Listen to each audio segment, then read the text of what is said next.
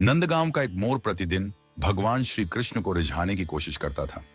वह रोज अपने मधुर स्वर में कृष्ण कृष्ण पुकारता था। हर सुबह से लेकर शाम तक वह पेड़ की शाखाओं पर बैठकर श्री कृष्ण का नाम गाता, लेकिन उसकी पुकार पर भगवान श्री कृष्ण ने कोई ध्यान नहीं दिया। मोर के दिल में निराशा छा गई। उसे यह समझ में नहीं आ रहा था कि उसकी इतनी भक्ति और प्रेम के बावजूद श्री कृष्ण उसकी ओर ध्यान क्यों नहीं दे रहे। एक दिन एक मैना मोर के पास आई। उसने मोर को दुखी और रोते हुए देखा। मैना ने उससे पूछा, तुम क्यों रो रहे हो भाई मोर? तुम्हारी आंखों में आंसू क्यों हैं?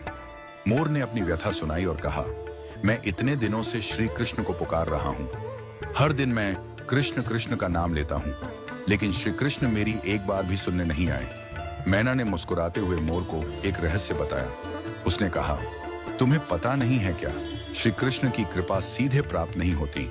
अगर तुम सच में उनकी कृपा पाना चाहते हो तो पहले उनकी प्रिय राधा रानी की शरण में जाओ। राधा रानी की कृपा के बिना श्री कृष्ण तक पहुंचना बहुत कठिन है। जब राधा रानी तुम पर कृपा कर देंगी तो श्री कृष्ण स्वयं दौड़े चले आएंगे। मोर ने मैना की सलाह को ध्यान से सुना और तुरंत निर्णय लिया कि अब वह राधा रानी के चरणों में जाएगा। वह बरसाने की ओर चल पड़ा। बरसाना, जहां राधा रानी का निवास स्थान है, वहां पहुंचकर मोर ने राधे राधे का नाम लेना शुरू किया। अब वह कृष्ण कृष्ण के बजाय राधे राधे का मधुर उच्चारण करने लगा। उसकी आवाज में अब पहले से अधिक प्रेम और समर्पण था। राधा रानी ने मोर की पुकार सुनी और उसकी भक्ति से प्रसन्न हो गईं। उन्होंने मोर को दर्शन दिया और कहा, वत्स, तुमने जो प्रेम और श्रद्धा से हमारा नाम लिया है, उससे मैं अत्यंत प्रसन्न हूं। अब जाओ और नंदगांव लौट जाओ। देखना, श्री कृष्ण स्वयं तुम्हारे पास दौड़े आएंगे। मोर को राधा रानी की कृपा का आशीर्वाद मिल गया था। उसका हृदय आनंद और भक्ति से भर गया।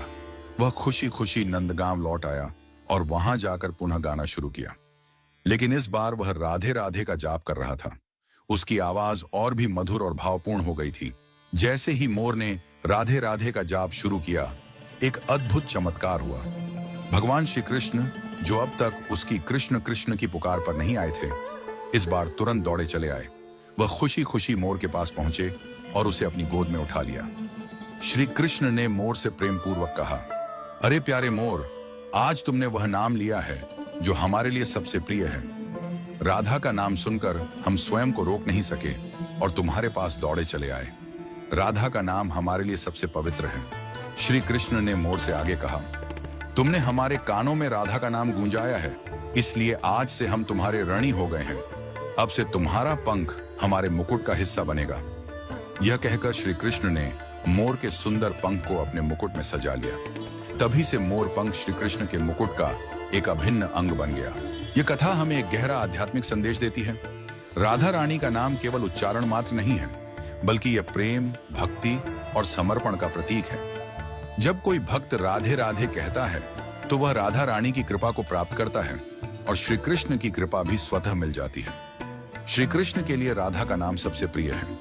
यही कारण है कि भगवान ने स्वयं यह स्वीकार किया कि जो भक्त राधे राधे कहता है वह उनके दिल के बेहद करीब होता है।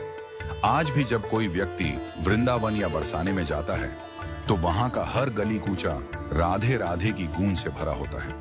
वृंदावन के भक्त कहते हैं, जो वृंदावन धाम में रहता है और राधे राधे का नाम लेता है, उसे श्री कृष्ण की कृपा अवश्य प्राप्त होती है।